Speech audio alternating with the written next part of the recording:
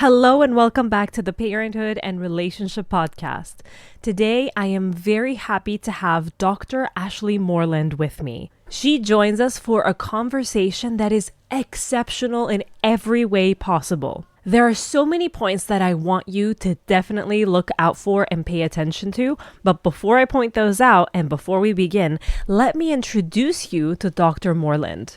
Dr. Ashleigh Moreland is a neuroscientist and the founder of the Rewiring Institute in Australia. Her work there is notable. Dr. Moreland and her team help people rewire their nervous system so that they can move from living in survival to more authentic living. With a PhD in neuroplasticity and over a decade of research, she blends science, psychology, and spirituality into a powerful framework for transformation. Her work goes into parenting, identity, relationships, leadership, as well as neurodiversity, always returning to the core question: who are we beneath the layers we built to survive? And so here is what I want you to watch out for as you tune in. For one, pay attention to her idea of unbecoming versus becoming. What is also very interesting is the distinction that she makes between the brain and the mind. So take note of that. But what I want you to pay attention to the most is how she reframes anger, addiction, and parenting struggles more like survival strategies rather than flaws. Her compassionate approach, her grace, and the way that she integrates all of her scientific research and experience, along with pure humanity and love, is both calming and freeing. So, without further ado, let's tune into this interview. Hi there. If this is your first time here, welcome to the Parenthood and Relationship Podcast. I'm your host, Markella Kaplani, a psychologist, a parenthood and relationship coach, and a parent myself. Together, we explore the transformative journey of parenthood and its profound impact on our relationship with ourselves, our partners, and our children, so that we can be present and show up as we envision without having to do more. Let's get into today's episode. Hello, Ashleigh, and welcome to the Parenthood and Relationship Podcast. It's very nice to have you. Thank you for having me. It's exciting to be here. This has been a long time coming, this conversation. Yes. Listeners are going to get a lot of value, so I want you to begin by letting them know who you are. Yeah, awesome. And what it is that you do. Too easy. I am Dr. Ashleigh Moreland. I founded the Rewiring Institute, which if you're watching the video, you'll be able to see the logo on the shirt there. The Rewiring Institute we cover personal and professional development. So in personal development, it's relationships, parenting, and mental health. And then in professional development, we look at leadership, identity, and entrepreneurship. In the common thread among everything that we do is identity and sense of self, and understanding how our nervous system drives the who that we are in every aspect of our lives. So we really focus on looking at those aspects of our nervous system that are driving survival and the thoughts, actions, and behaviors that we have, regardless of the hat that we're wearing, whether it's mum, whether it's partner, whether it's friend, whether it's leader. The hat that we're wearing is just the context, but who we are and that wiring in our system goes with us everywhere. So that's really what we support people to work through is who do they want to be and how do they want to show up? Where are they now? And what's required to bridge that gap? There are so many questions that have just come up for me that I'm struggling to decide which one. Okay. I think the first one that comes up, and it's probably because it hits home for me as well, is how do you make sure, if it is something that you do, that if I come to you and I tell you this is who I am, this is who I want to be. Yeah. Who I want to be could be a completely idealized, irrational, perfectionistic version. Yes. How do you make sure to help me in this, but also to save me from myself, from trying to achieve something that is unattainable? Yeah, it's such a good question. And I think my response to that is a little bit backwards, because even though I say we help people move from where they are now to where they want to be, The actual process is about unbecoming, not becoming. And what I mean by unbecoming is that where we are now is actually who we had to become to survive. And who we had to become to survive was built off whether or not it was safe for us to express emotion as children. When we got praised, did we get praised because we thrived in life, because we achieved, because we were quiet, because we were compliant? Were we in trouble if we had needs? So who we are right now, even including our dysfunctions, is not authentically who we were created to be. And so it's almost more of a process of understanding, and I don't like the word diagnosing because I don't operate in a diagnostic model, but literally identifying what are the parts of us that were created out of necessity to try and belong, to try and be enough, to try and prove ourselves, and then peeling back the layers to come home to the truth of who we are. And so it's a really good question because so often the version of ourselves, like you said, that idealized, fantasized who we think we want to be, is often partly our trauma response of who we believe we're not. And so closing that gap is actually partly about helping people to understand, why do you think that's who you want to be? Because then you'll finally feel like you're good enough. Then you'll finally think that you've ticked these boxes and you're safe and you won't be rejected and you won't be abandoned and you'll be able to prove yourself. That is part of the dysfunction that we have to actually try to understand. Whereas it's less about trying to become someone that we're not already and more about unbecoming who we have become so that we can be more authentically our true self. Bit of a backwards answer. Probably gave you more questions than answers. Oh, no, you gave me questions, but it's a great answer. And I'm thinking of the clients that I see and I work with. It's exactly that. And in my personal experience as well with the perfectionistic tendencies, and I really don't mean it in the way that people use it as a negative that's actually a positive. It's a trouble to obsess about certain things. Yes. And especially with the fact that I also like to do a lot of things at the same time, it becomes too much pressure to handle. And so I either have to stop doing what I love doing, pick something to get out of my schedule, which is nearly impossible for me to do, or I have to accept the fact that it can't be perfect, which is very draining psychologically. And so I've been doing a lot of work on that since I was younger, and it comes up in waves every once in a while, and I have to work on it again. But I am thinking that unbecoming is a big process, right? Huge. It's not necessarily, it's not easy. And so there's two questions that came up for me as you were talking about this. Number one, how do we do this? How do you work with people to do this? And if there's anything that you can give our listeners to think about or to do so that they can consider starting the process if they're thinking about it. And number two, when is it that you see that people come to you?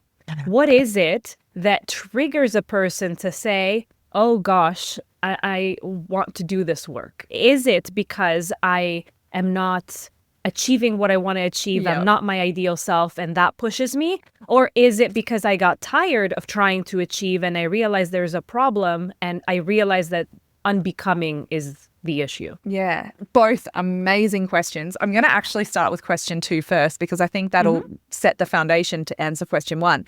I have this very non-scientific model, and so the context of that is I was a scientist for 12 years. I'm a neuroscientist, so that's my background.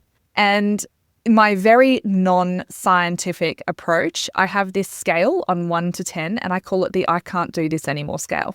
And I basically have a rule where unless someone is an 8 or more out of 10 on the I can't do this anymore scale, they're not ready to work with me.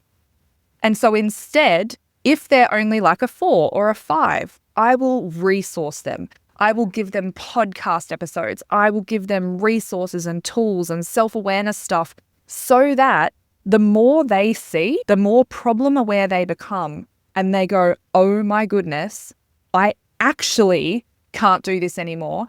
And that can take a period of time. And the reason that that's important is because, as you rightfully mentioned, this work is huge. It's uncomfortable. It feels existential because we literally have to give up our identity, who we became to survive.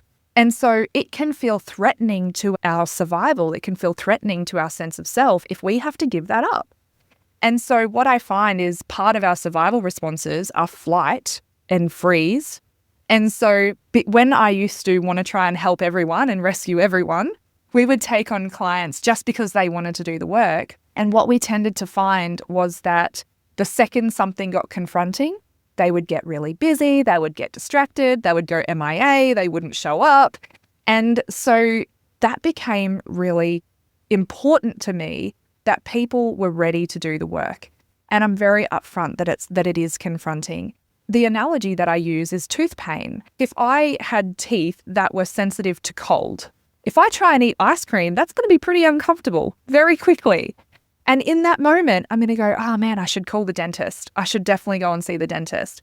And then the next day comes and I'm not eating ice cream anymore and the pain goes away and I do my work. I'm busy in motherhood, all the things. There's other things I want to spend my money on than going to the dentist.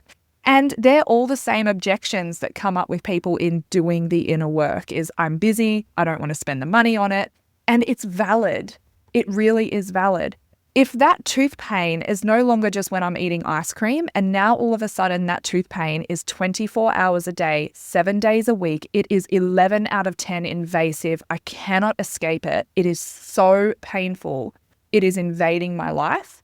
If I rang the dentist and they said to me, it's going to be $10,000 and I can only see you at 3 a.m. tomorrow, I'm going to be like, done. I don't care where I have to be, when I have to be there. Please make this pain go away. And in my experience, there's a tipping point where for people, it doesn't matter if the context is that they've just screamed at their kids for the one last time and seen that look of devastation in their children's eyes. And that's been the breaking point that says, I can't do this anymore. Something has to change. Or in their marriage where they just have that one last argument and it just something snaps and they go, I can't do this anymore. Something has to change. Or in their mental health where they spiral into that really dark place. And that was what it was for me. Like I spiraled into this really dark place and I went, if this is life, I don't want it. So something has to change. And as much as hitting rock bottom is so hard, the benefit of hitting rock bottom is you rebound up. In my experience, one of my dysfunctions is as the helper and the carer and the lover and nurturer of others, I wanted to rescue people from their rock bottom. But in doing so, I prevented their breakthrough because without experiencing the intensity of that discomfort, they were never motivated to take the next step to actually change. And so that was really huge. And every time I have this conversation with therapists, they're like, oh my gosh, so much sense. I've kept my clients too comfortable. So yes, that's probably the first thing is that's when people come, is when they reach that breaking point of I can't do this anymore. Something has to change. And when they reach that point, I'm like, I've got you. I'm not here for you to like me. I've got thick enough skin for you to go, I hate you right now. I'm so confronted by you right now. I don't like you and where you're, what you're making me see. But I say to people that I love them enough to be that person for them so that they can get their breakthrough. That's kind of like the turning point. I absolutely love every single thing that you just said. Yes. I do the same thing. I say this is going to be hard. Yeah. You are not going to like it, especially in the beginning. You might actually feel worse leaving the sessions than when you came in. And so you have to be dedicated. And this is something that I tell you in order not to warn you, but to have you really be conscious of the choice that you're making. Yes. If you want to do this work, it's going to be uncomfortable. Yeah. We're not going to just sit in a comfortable place and you're going to come here and hear what it is that you want to hear. You can do that with friends. Yeah. If you're coming here, we're going to be confronting issues. Yeah. I noticed that ever since I started taking that approach, which thankfully it clicked and I started taking this approach very early on. Yeah. But ever since I did, a lot of people were much more conscious when they did come in. Yes. It was obvious in the rate of consistency that they had because they knew and they decided to come in knowing this information. Whereas thinking that, I'll go and I'll do this and maybe Ashleigh will wave a magic wand and she will help me and things will be easy. Yeah. Then it gets very disappointing when it's not easy. It's almost like, hey, if I pay for the gym membership, can you go for me? Can you go and do the workouts? Because that part's uncomfortable. Right. If you pay for the membership, maybe you expect that you're going to get a six-pack just because you paid for the full year. Exactly. It should just appear, right? And so the same thing I find with couples. And since you work with couples, I was wondering what your thoughts are in terms of doing the work, because a lot of times what I see is they think that it should have been easy. Yeah. And so this misconception, I'll call it, leads to a lot of times assigning meaning to a difficult situation that allows for the relationship to break down. So, for example, to make it more specific, we enter parenthood. We believe we were a healthy couple before entering parenthood. We entered it consciously. We knew we wanted to have a child. We were well together. We didn't have the baby to try to fix our relationship. And so we assume that things for us are going to be easy, that at least maybe the routines will change, some things will become difficult, but for us as a couple, we are going to be able to manage it well because we have good foundations. And then it comes to the point where, of course, couples are meant to be troubled in this chaotic time. This is a big change. Dynamics change, everything changes. And so there are going to be disagreements, there are going to be grievances. And I think that the couples who felt they were super healthy and bonded before tend to have a more difficult time accepting the difficulties they're having now because they think they should have been able to handle this. And since they can't, it means something. It means that their relationship wasn't good in the first place. So now they start doubting that there was love in the first place. Do you see that at all in your work with couples? And we literally have a podcast episode about the season of young children being the most challenging for relationships. And it's not just because of the new child. It's that we now have different roles, because in a relationship, you have only had the role of that person's partner. They have never met you as mother. You've never met them as father. Obviously, I'm speaking from the context of being the mum. And who I am as mum is not who I am as wife. And who he is as father is not who he is as husband. And also there's threat responses that come up in the nervous system. So purely just from a season of life perspective, you now are sleep deprived. What do we know that sleep does to the brain? Activates the survival responses and basically shuts down the prefrontal cortex, where all of our highest and best self lives, who we know we want to be. That explains a lot about me. Thank you for saying that. I am realizing that I have always, potentially, it hasn't been diagnosed, but I believe that I have always had ADHD. But up until motherhood, I think I masked it extremely well. And then ever since motherhood, it is so difficult for me to contain all the nuances that ADHD brings with it. I'm like, I never had such a big issue. But then if the prefrontal cortex shuts down, then that says a lot, right? Absolutely. So I want you to think about it like a bucket. Sleep empties our bucket. The better the quality and quantity of our sleep, the more empty our bucket gets. And throughout the day, we're going to have stresses that pour into the bucket. And that could be work stress. It could be financial pressure. It could be worry, health pressure. It could be then you bring a child into the mix that literally needs you for their survival. Like their survival depends on you, and you don't get to just forget to feed them like we do the plants and they die, because that would be really bad. And so what happens is not only do we have more pouring into our bucket, the level in the bucket, the water level gets higher and higher and higher, but we also lack the sleep, the rest, the recovery to drain the bucket. And so what happens is when that bucket starts to overflow and the front part of the brain shuts down, because now we are literally just in survival mode, the front part of the brain shuts down. The front part of the brain drives all of our executive function. It drives our working memory. It drives our cognition. It drives everything. If you put all the boxes of ADHD and some symptoms, that's what executive dysfunction looks like when the bucket is overflowing. And so I have this conversation with very commonly mums who are being diagnosed late in life, and they've got these crazy seasons of young children. Back in the day, mums could stay home and literally just had to take care of the home. But now mums are working and trying to take care of the home and trying to keep their children alive and trying to take care of themselves. There hasn't been an equal distribution of that mental load where one of the taps gets turned into dad's bucket. And so I'm seeing it very commonly in females who have that very high mental load of life. Not only is there sleep deprivation where that bucket is failing to empty, but also there is this like 10 taps all pouring into the bucket on any given day. And this is what that risk factor is, because our nervous system is designed to protect us.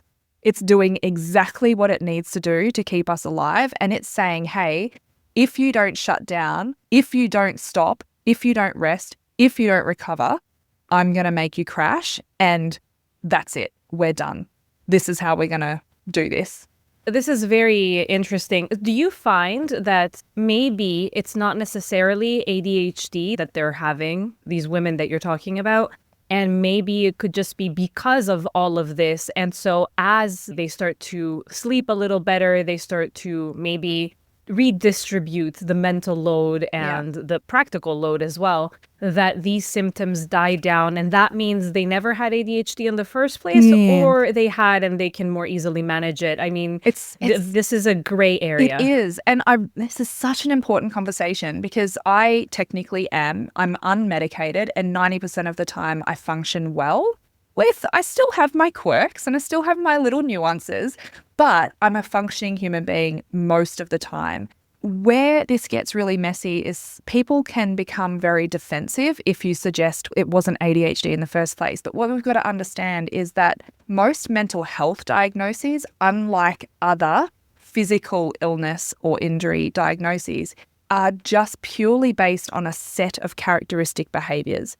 And so when we tick off those behaviors and you go, okay, tick, tick, I tick all of those boxes, well, then we are meeting the diagnostic criteria for ADHD.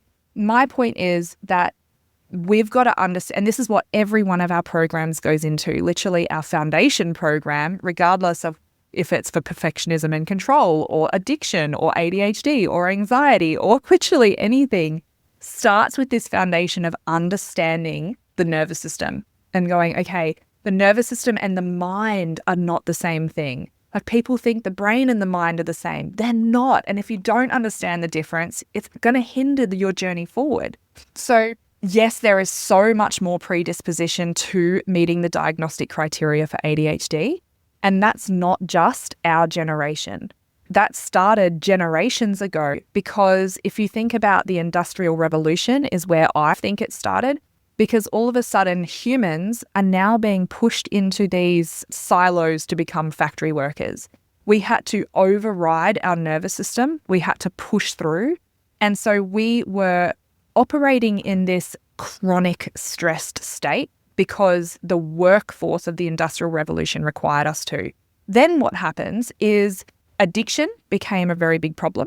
But then the dynamics in the household, in the home, became emotionally and psychologically unsafe.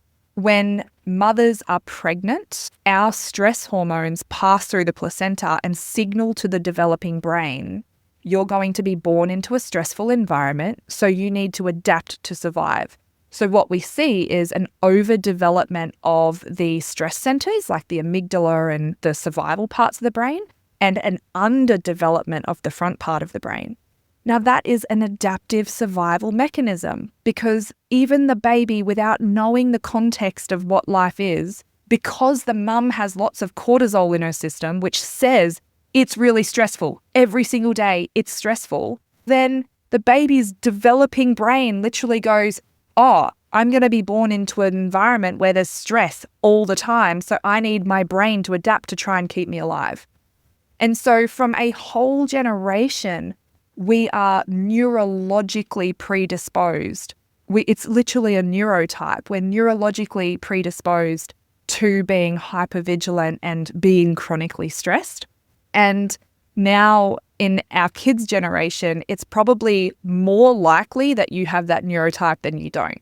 But I look at that and go, okay, so this is like that intergenerational trauma thing, where trauma doesn't have to be a major abuse or major neglect or anything like that. Trauma can simply be a nervous system that was receiving the signal of threat. It can be a lack of emotional and psychological safety.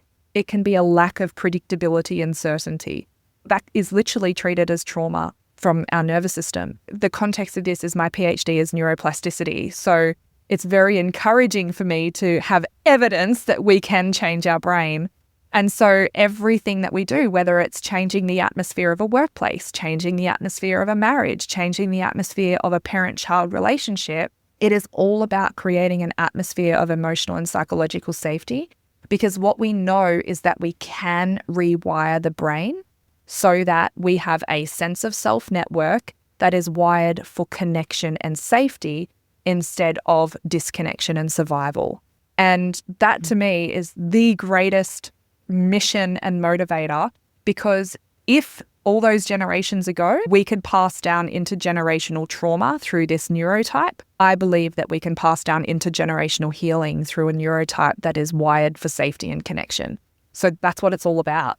Oh, that's beautiful. It's such a hopeful message. It felt like a relief hearing you say that. It gives people the motivation, I would say, to do the work, to go into that uncomfortable place. Yeah. And like you said, when they can't do this anymore, when you reach that level where you've had enough, to know that it's not hopeless. It's not going to stay that way. Yeah. And I think a lot of times, even people who do decide to seek support in one fashion or the other, there is that feeling of, I'm going to need this support forever just to keep me going. Nothing is going to really change. I just need to be held forever. Exactly. But hearing you say that is so important for people to hear that, this support could start to change your brain wiring so that you are better off, not only while you're being supported, but going forward, you're changed. Yes.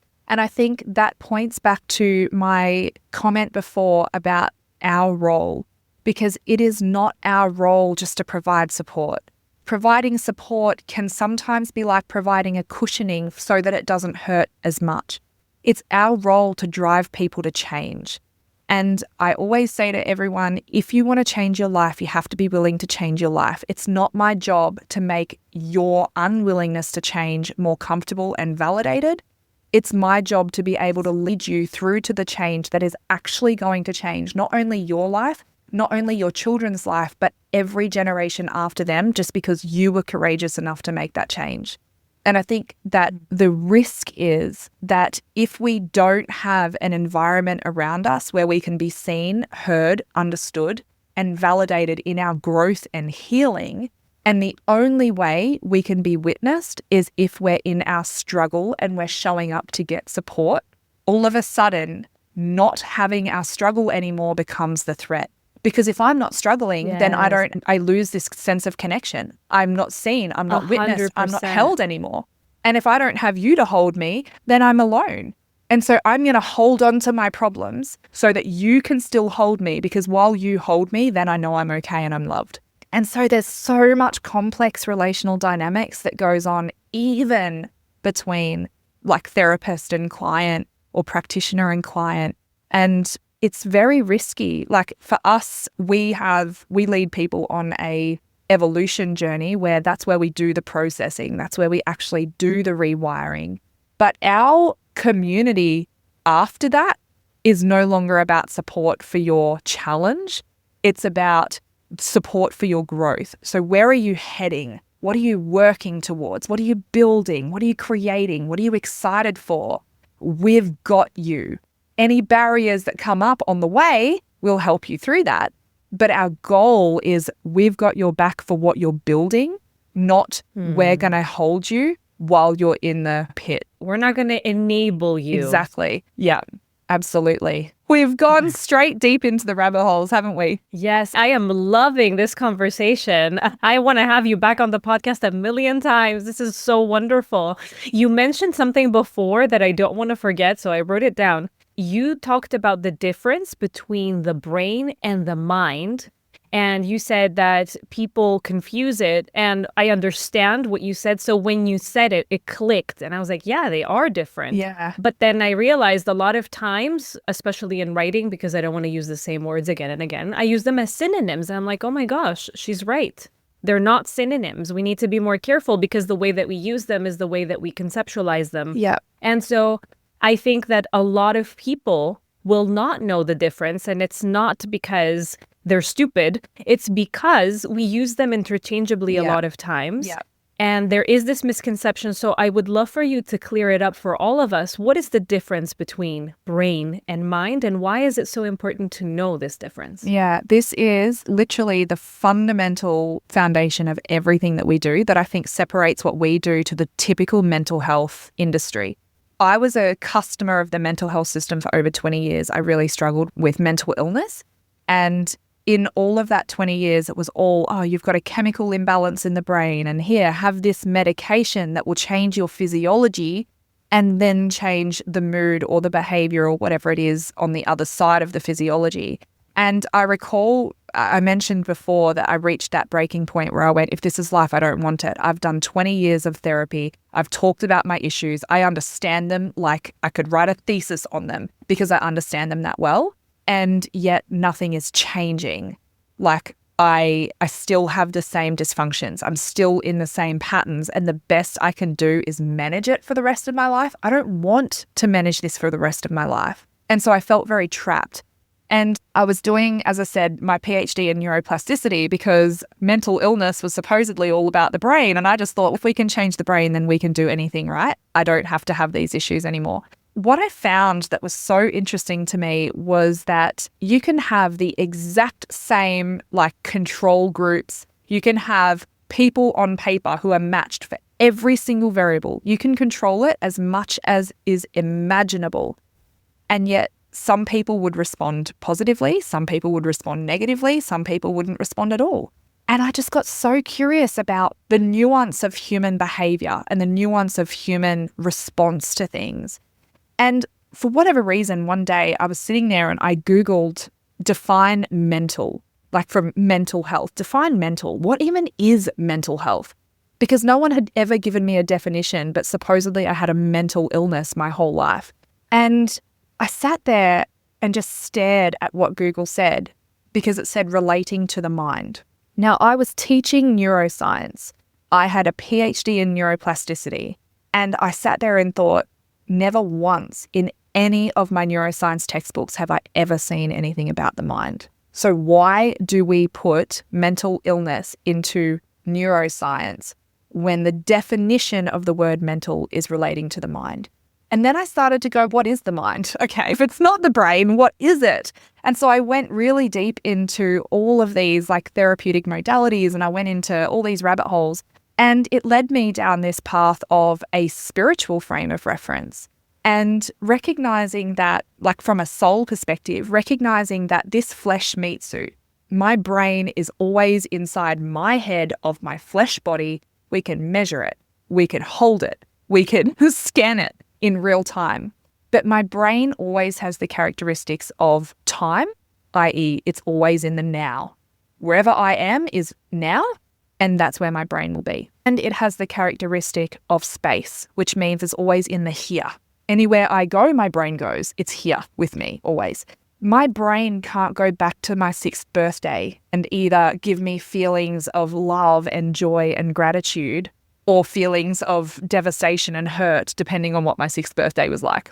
But my mind can go back to my 6th birthday and give the instructions to my brain in today's here and now, which will then cause that cascade of chemical reactions in my body, releasing hormones and giving me the visceral felt sensation in my body in real time of something that happened 30 years ago. And so I started to get very curious about this and going, okay, so Remind Institute is actually based off a Bible verse that says, do not conform to the patterns of this world, but be transformed by the renewing of your mind. And there's lots of this in many historical texts. It talks about renewing your mind. And what I then actually began to understand was that my mind was like virus in a code. So my computer is the hardware, that's the brain. But my computer, if it starts behaving funny and shutting down spontaneously and, glitching, it's not my computer that's the problem. It's the code in the software that's driving the computer. And so that's how I differentiate the mind versus the brain. The mind is the software. It's metaphysical. It doesn't have properties of time and space. It can go anywhere. It can be at any time. It can even go forward into a future that hasn't even happened yet and create these sensations in real time in my body right now. And so what I started to do was hone my expertise on what the mind was, how it worked, and how to work with it to change the physiology of the body in real time. And so when it comes to, if I don't like the way that I am showing up today, I need to understand, what is the code in my mind? Is the code that I'm unlovable? Is the code that nothing I ever do is good enough? Is the code that being a good mum looks like home cooked meals every day and I'm there morning and night to pick up my kids and I never make mistakes. They never have stains on their clothes. They always have their hair neat. Is that the code that I imported into my mind that is then responsible for perceiving threats in any given moment? So all of a sudden, my child spills something on their t-shirt, my mind code goes, hang on a second, for you to be a good mum, your kids need clean clothes. You're a bad mum. And now, because that's the dodgy code, my nervous system is perceiving a threat because that stain is now saying I'm a bad mum. And so my threat responses in my body kick in, front part of the brain where logic and reasoning and rationality goes offline, survival responses kick in, and what do? I'm either going to yell at my kid in a fight response, go, what did you just do? Or I'm going to shut down into a flight response and either walk away, or I'm going to mentally dissociate, check out, make myself busy and distract myself. Or I'm going to shut down in a freeze response and go into internalized shame and internalized trauma and be immobilized, or I'm going to fawn. And so by virtue of the dodgy code in my mind, because at the end of the day, it's just a stain, it doesn't mean anything other than my child just with their improperly developed motor skills spilt something on their shirt. Very normal thing to happen to a young child. But my mind and the code that's stored in it has assigned a meaning based on some kind of past experience or something I've learned, maybe even from my own mother. I've imported that into my own code, and now my brain, my computer, executes that code without me even knowing it. And I just think there's something wrong with me. There's not. We have to identify what the dodgy code is, where it's come from. And this has done the full circle, because one of the questions you asked me earlier that I never came back to was how would people go on this journey? Where would they start? And all of our programs really are a journey, because we help them to unpack and understand what is the code that's sitting in your mind that is driving these responses in your body. Because if we can identify that, guess what we have available to us now? We have the availability to rewrite the code, and all of a sudden the body comes into order. It's actually so easy. Well, it's so easy. I am thinking of a listener who is not in the field. So thinking from that perspective, do you usually find that there's only one code? Because maybe someone will tell you, oh my gosh, but I have so many codes. We that are are full driving of code. my behavior. Yeah, absolutely. Exactly. And then how easy is it to let go of that code? I loved the example that you gave of the situation in which we find ourselves, that we don't realize subconsciously we keep our struggles as part of who we are because they help us connect. And that is something that people, when it comes up in therapy, people are very shocked to hear it. But at the same time, it really sinks in. They say, oh my gosh, it could be true. So I have this client, I'm going to give one example. There's so many. At some point, she was really struggling to quit smoking. She was growing in so many areas, but she really struggled there. And so we started honing in. And what we found is that in her troubled relationship with her mom, the only thing that ever connected them was smoking. Yeah. The only reason her mom contacted her was for her to go get her cigarettes. Yeah. The only reason why she felt she had to go see her mom was to give her the cigarettes because she knew how it felt not to have them. And so if she were to quit smoking, it was a real threat to her system. Could this mean I'm quitting my relationship with my mom? Yes, exactly. And so we had to really go into that. And so when you say this is really easy, you just rewrite the code. Do I just rewrite the code, or am I going to feel like, because I could have 5 different codes and 2 could be from my mom, 2 could be from my dad, and 1 could be from a teacher that I felt traumatized me. And maybe with the teacher, I'm fine. I'm never going to see them again. But my mom and my dad, can I rewrite the code? Or would that mean that I lose my relationship with them if I start to not care about being perfect, not care about being enough? Will I still be able to relate to my parents? And so I may opt in to keep that code. Absolutely, 100%. And we have infinite code, and some code is great. Some of our code really works for us, and other code is dysfunctional for us in our adult life. It might have worked for us for a period of time, but as we progress in our adult life, then that code can sometimes be holding us back or can sometimes be harming us. And in that example, I think this is where it literally is a journey, and it's a bit of a process of elimination. Because you raised addiction, I'll touch on the addiction part of this. In our addiction program, it's only very short. I think from memory, it's 4 lessons. So it literally is very straightforward, where the first part is understanding what's the function that addiction serves for us. Is it moving us away from something? I.e., I often find that downer addictions, so things like alcohol, anything that brings us down is usually to try and numb out. So we're trying to move away from unprocessed pain, unprocessed trauma, memories that are invasive. And so the purpose of that addiction, it's not as easy as just going, well, stop drinking. Because if I stop drinking, then I have to be present with all this stuff that I don't know how to be present with, and it's really uncomfortable.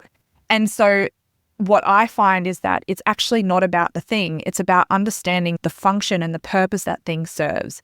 What is it moving us away from? I.e., uncomfortable thoughts, invasive thought, uncomfortable feelings and emotions. Then what is it moving us towards? Is it peace? Is it clarity? Is it sleep? It could be anything. Whatever it is for that person, that's understanding the substance or behavior even at a function level. And then it's about unpacking and going, okay, if it's moving us away from unprocessed emotions from trauma we experienced in the past, then my ticket to freedom is to process the emotions that I'm trying to avoid. And so when I can process those emotions, not only logically, so talk-based therapy is often front of brain, but somatically. And actually, because an emotion isn't just a feeling, an emotion is chemicals in the body. So we know what it feels like to have adrenaline flood our system. We know what it feels like to have cortisol flood our system, whether we've been triggered, whether a real threat has happened. We know what that feels like. And when that adrenaline or cortisol hasn't been able to be metabolized appropriately, we store it. And it's that unprocessed chemicals of emotion that's like bubbling to the surface when we get triggered to try and finally come out. But then we don't have the skills or the processes to be able to navigate that because we were never allowed to do it in our early life. We were never shown how to safely release emotion in our early life. If we cried, if we had a tantrum, if we stomped our feet, if we screamed, we were shut down. And so we were taught, no, these chemicals can't be metabolized. I just have to hold on to it. A multiple point approach in going, okay, what is really coming on? What's the code? How's it impacting me? And what's my ticket to freedom? Because sometimes it is literally just rewriting the code when we can go, oh my gosh, no, I didn't even realize that was the agreements I was having. And now I get to be a good mum when I'm present with my kids, when I'm emotionally available, and the other stuff just doesn't even matter, right? So maybe it is, when it is about rewriting the code, it is very easy. But then when we also know what that underlying issue is, it becomes easy because we actually just get to deal with the issue. If it's unprocessed emotions, we just process the emotions. Sometimes it's even a skill that we don't have. For example, setting boundaries. If someone has never been taught how to set a boundary, they can know that they need to set a boundary. But then you say, okay, what are you going to say? When are you going to say it? How are you going to say it? Are you going to text it? Are you going to call them? Like, how do you set that boundary? And they're like, I have no idea. And so sometimes the liberation and freedom comes from equipping and going, okay, I'm going to teach you a new skill. And now that you have that skill, you're not trapped. You're actually empowered and you can move through that. Because sometimes the code is, I don't know. I don't know how to set a boundary. But now you do because we've taught you. So it can be so varied. And it really comes down to taking someone on a journey to understand what their code is, first and foremost. Secondly, what's their ticket to freedom? And then giving them the tools to be able to achieve that. Very nice. Based on the work that I do in my training, for the first few years, I focused more so on talk therapy. Yeah. So what I did and mainly still do is talk therapy. Mm-hmm. However, it's been a while that I've noticed through experience that it's not enough. Yeah. I completely agree with you. And so I started to realize for myself that there was a person across from me that was very willing to do the work, that was committed, that was coming for years. And they had seen some improvement. They had. And they were learning the skills as well. So it wasn't just talking through the emotion and doing the more logical part of it, but there was also the equipping with skills. So it was a more CBT-based type of therapy. And even though I love CBT, I very quickly realized there's something missing. And as I started to look into it, because I wanted to do deep work, I wanted to make sure that they were leaving and felt liberated and they felt like they could handle the things that come to them. Because it's not realistic to think that nothing is going to faze me, which is a lot of people actually, when I ask them, what's your goal in starting therapy? To not feel at all fazed when things come at me. When people say things to me, I'll never feel angry. That's my goal. That's my ideal. And so I try to lower the expectation, make it more realistic. No, maybe you will feel angry and maybe that's a proper response, but what do you do with the anger? Exactly. Because this anger is giving you an alert. It's telling you, I don't like this. So what is it that you have to respond to that? Do you need to set a boundary with this person to protect yourself? And then the anger goes away. It's fine because it came to tell you something. Exactly. The reason why it stayed and why it affected you so much is because you weren't allowed to process it. That's right. And so getting to what you were saying before, it feels like a lot of stuff that is discussed in talk therapy is trapped in the body. Yes. And I've been thinking about what you said. A lot of times I wonder if the hormones themselves get trapped in the body. So if cortisol has been flooding the system on a regular basis, as much as I may start to work through my anxious mind that goes in the future and imagines all these scenarios, and then my brain, which is in the now, thinks it's happening now. So it starts to release the cortisol to calm me down, and I'm overflown. And this happens on a regular basis. I may start to not control, but to be better able to understand what's going on with me and to logically change my thoughts as I would do with CBT, for instance. And maybe that lowers the cortisol response, my brain thinking that this is happening. But how about all the past times that it was triggered? Did all this cortisol just leave? And to me, it feels like it hasn't. Something has stayed back in the body. This is what I was talking about before. It's about metabolizing the chemicals of the past. So when a situation that might be a 2 out of 10 occurs, but you respond with a 10 out of 10, essentially the gap is all of that old, I call it dirty emotion. It's all of the old chemicals of emotion that haven't been metabolized, that is literally just coming to the surface to try and get out of your body. It wants the lid to come off. And so one of the things that we do in our family quite often is when we observe, one of the things with emotional intelligence is we need to have an awareness of what we're feeling without becoming it. And so something that you said that was really important is I can observe that I feel anger, but I don't become angry. So I might say, I feel anger right now, which is very different to I am angry. It's just not the same thing. And so part of our healing journey and our progression and development of emotional intelligence is to have an awareness of what we are feeling and then having the tools to be able to do something with that, rather than having no awareness of what we're feeling and instead projecting the emotion of that out into the atmosphere. And so there's that. Another aspect of it, though, is not taking things personally. And part of that is like if my husband came home and he was really projecting anger because I can clearly see he's not in his body, he is completely either in the past or in the future, then if I take that personally, I'm going to get triggered by him being triggered. And I'm going to either fight back, I'm going to shut down, I'm going to walk away, I'm going to react to him being in this response, which is not helping him. It's not co-regulating him. It actually just adds fuel to the fire.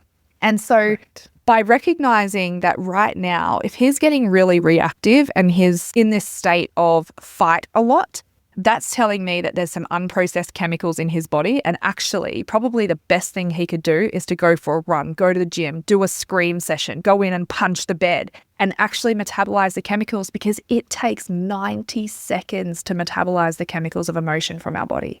That's it.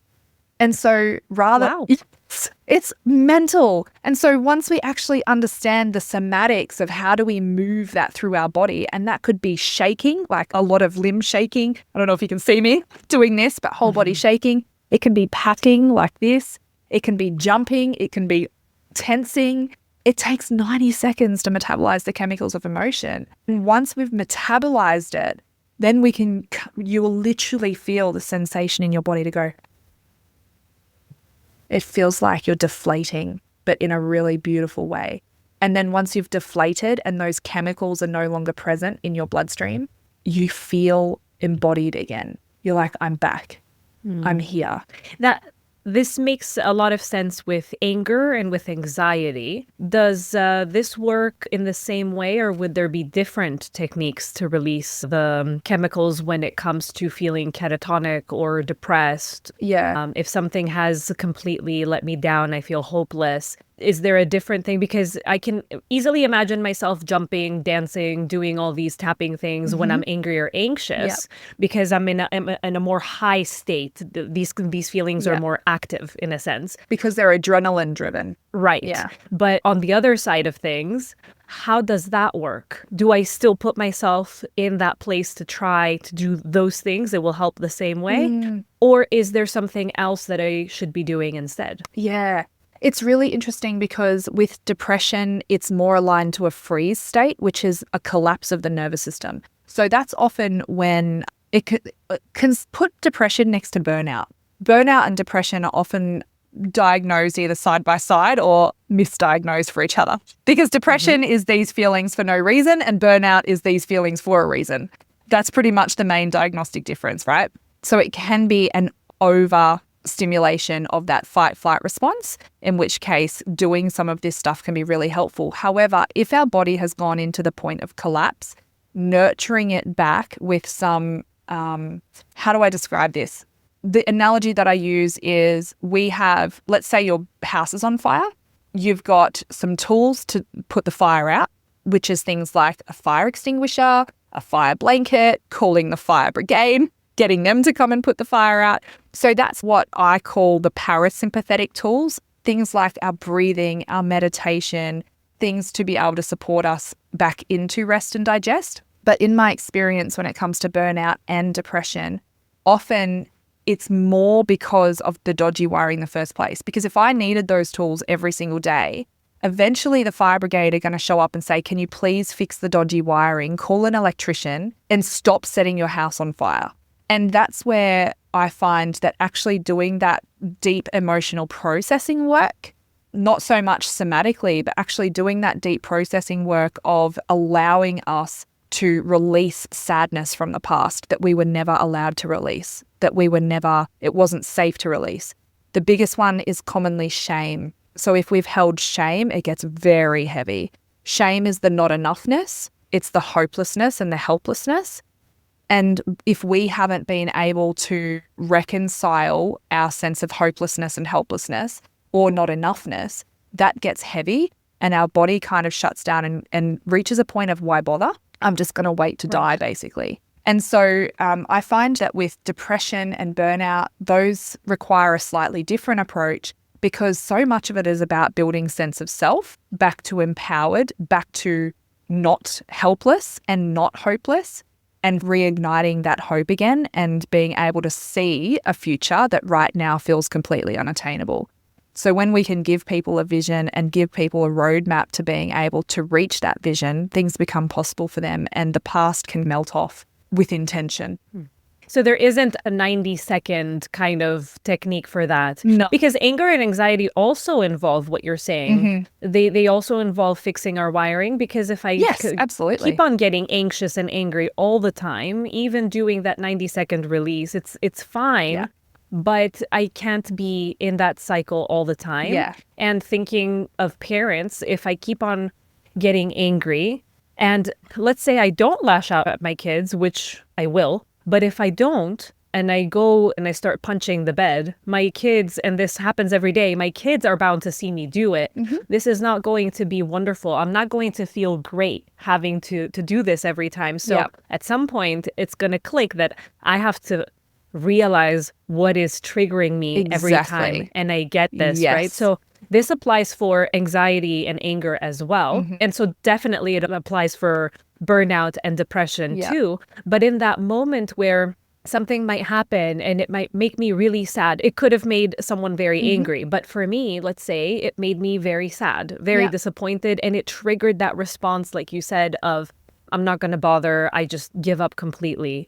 And I can feel that this has happened and that I'm suddenly shutting down. Is there anything that you think that you suggest I could do in order to revive that? Or is it not really possible in that moment to do something about it? I really have to just go deep and start working through the issue. It's a bit of both. If it's in the moment, if it's acute, we need to know how to feel it. We need to know how to be present with our emotion. And this is where it comes back to that childhood programming. Because let's say in my household, anger was an acceptable emotion, but sadness, crying, hurt was not, because it pushed my parents into a shame response. Hypothetically, let's say that was my childhood. It means that as an adult, I have probably never known how to remain present with my sadness. And so anytime sadness is present, it actually becomes threatening to my nervous system, which is why there is that adrenaline and cortisol response, not because the situation warranted it, but because the presence or expression of my sadness in response to the sad situation is not a safe emotion, because I was taught that as a child. And that's where you get a dual effect, if you like, of almost like that fear response as well as the sadness.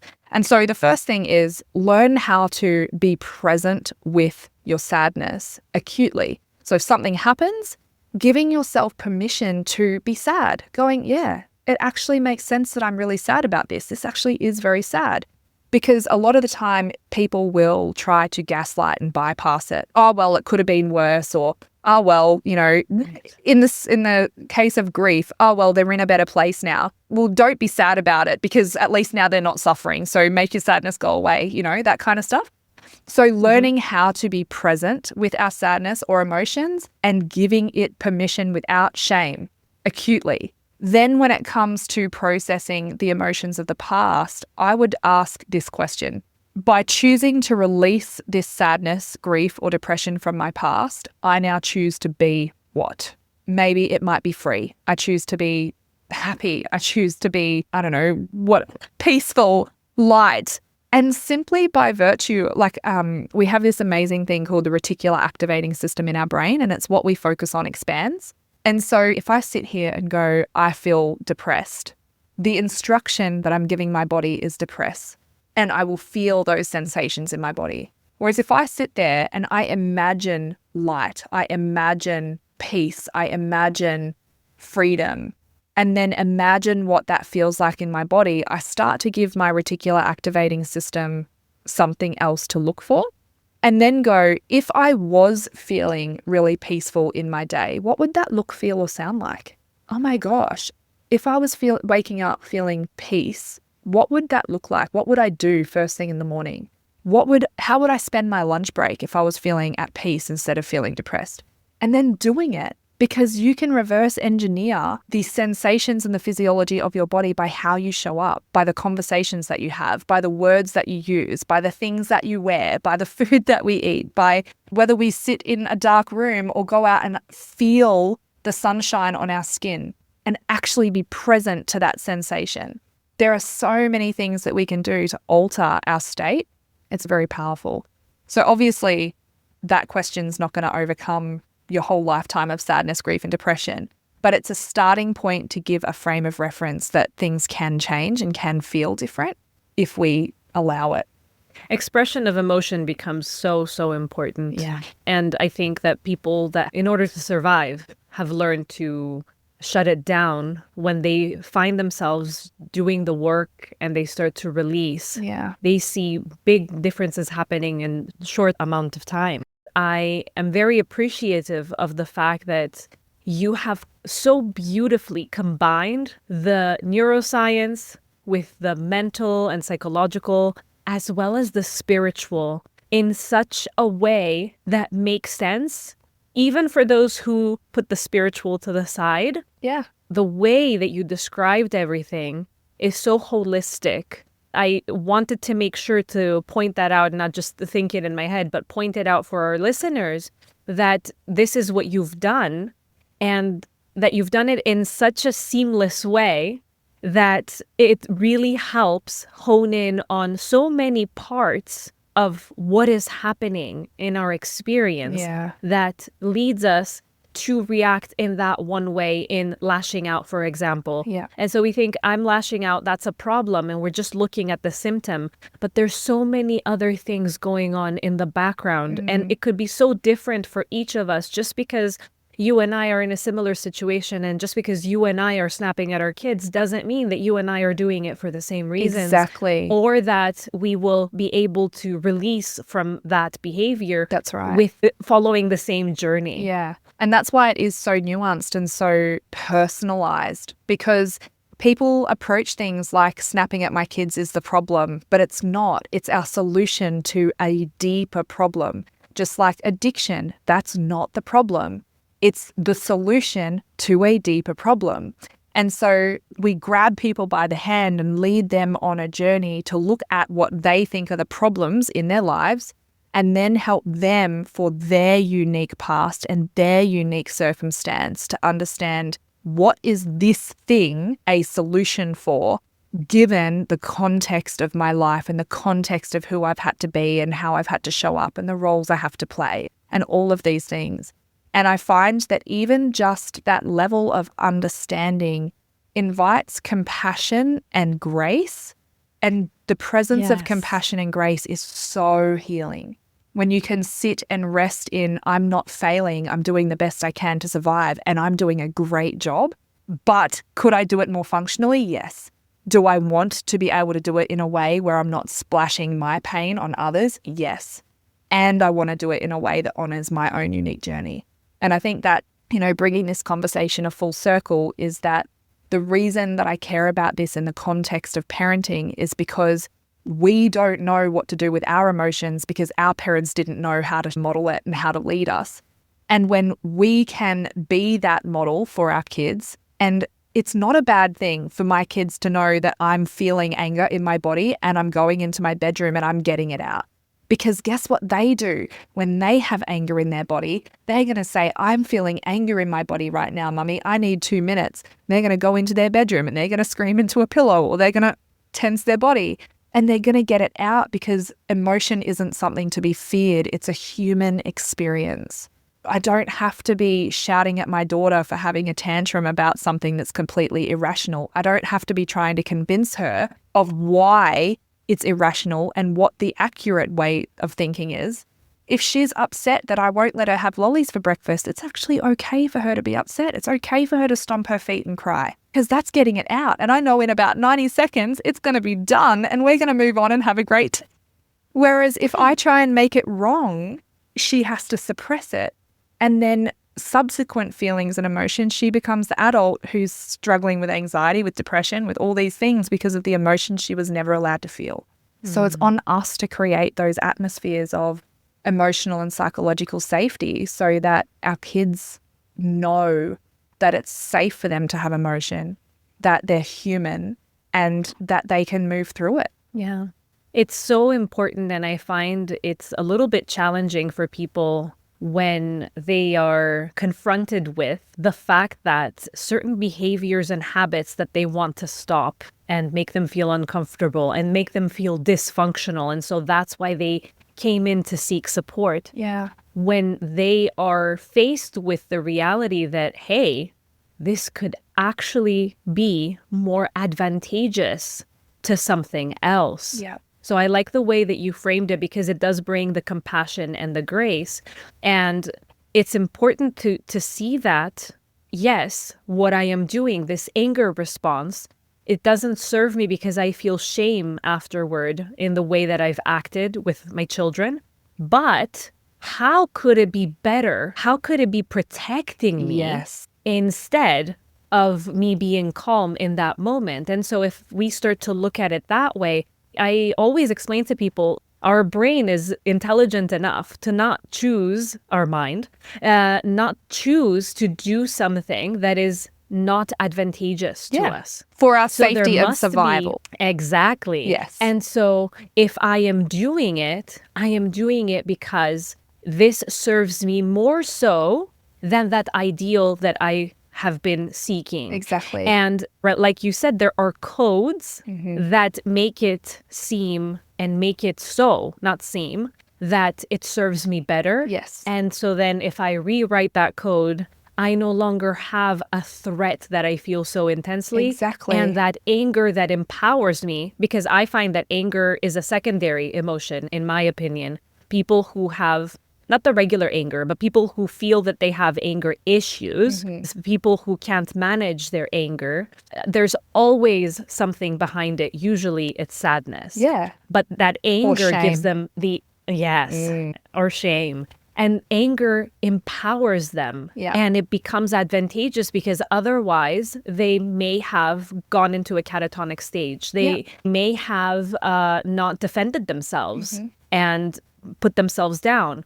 And so I like the way that you bring this full circle and the grace and compassion that you give by saying, hey, this is happening for a reason. It's protecting you somehow. It's a response that you choose not because you're a bad person, but because you are trying to survive from something that involuntarily we're told is a threat, right? Yeah. And maybe your parents didn't want to do this. They did it to protect you. But okay, what do we do about it now? Exactly. And that is the most powerful thing, because in my experience, and I lived this myself, my son is almost 12 and he's old enough to remember the version of me when I used to be chronically stressed and snapping all the time. I needed to control everything to feel safe. I needed everything to be perfect all the time, because if it wasn't perfect, I felt like I was literally suffocating. And he remembers this version of me who used to scream a lot and who used to just have such a low threshold for stress. And he also recognizes that I changed and that I'm different now. Whereas my daughter, his sister, is 3 years younger than him, and she was too young to remember. So he remembers a version of me as his mum that she doesn't even know.